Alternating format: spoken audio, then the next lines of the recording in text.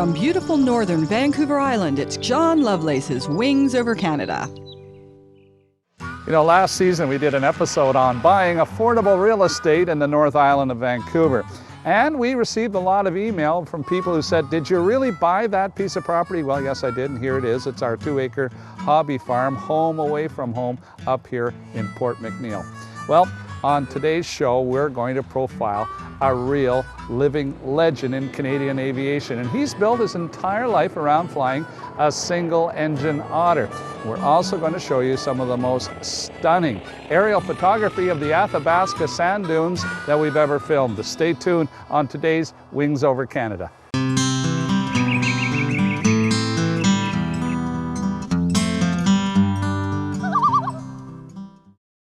We're flying out of Yellowknife today en route to northern Saskatchewan to Blackmur's Athabasca Fishing Lodge, which has been owned by the same couple, Cliff and Stella Blackmur, for over 30 years.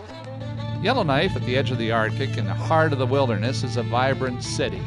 People up here are rich, and actually the city boasts the highest mean income in all of Canada. They're lucky in another way too. The city is located on the shores of the beautiful Great Slave Lake. Now, these waters are absolutely the best northern pike fishing in Canada. The land was scraped clean 10,000 years ago by the glaciers. It's the Canadian Shield, and this is what Ontario would have looked like about 8,000 years ago. As we fly south, things start to green up a little bit as we get into northern Saskatchewan. Now, this area we are flying over is one of the last untouched tourism resources in Canada. And what I mean by that is that it's too far from a regional center to be economically or commercially viable by floatplane operators. So the end result is there are very few fishing lodges, just virgin lakes that have never seen a fishing lure. Now, there are no roads to Lake Athabasca, and without roads, there are no cottages. And with little imagination, it's not hard to conjure up images of this same shoreline if it was located by a major city.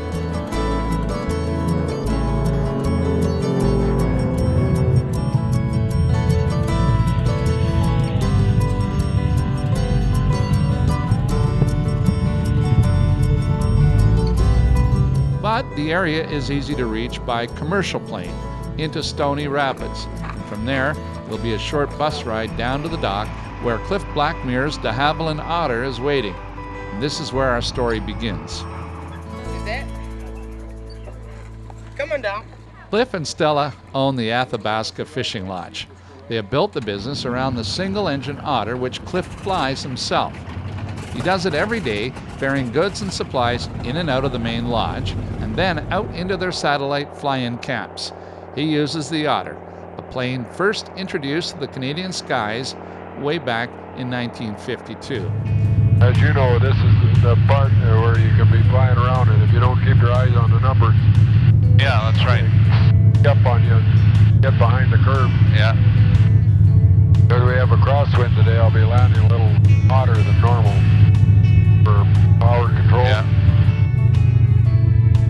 Wow, it's unbelievable. The Goldberg does it right. Yeah, well, pilot does it right.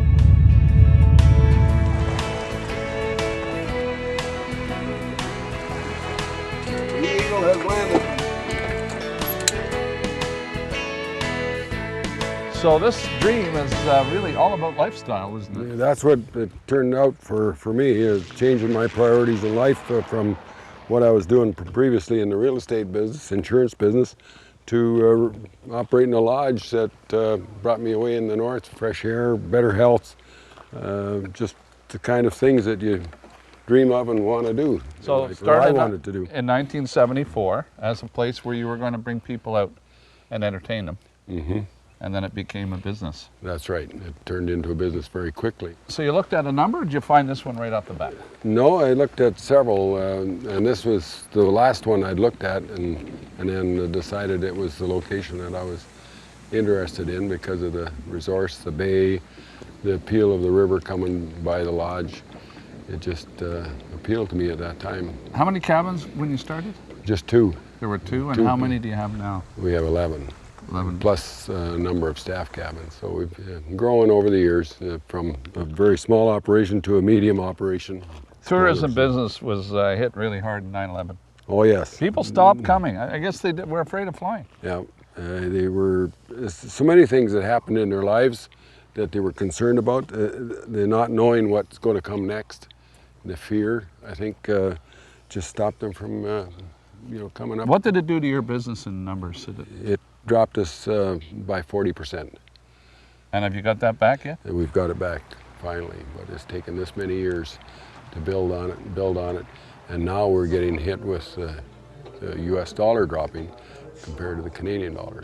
So there's a lot of challenges, isn't there? Oh yes, there'll continue to be. If it was easy, everybody'd be in it.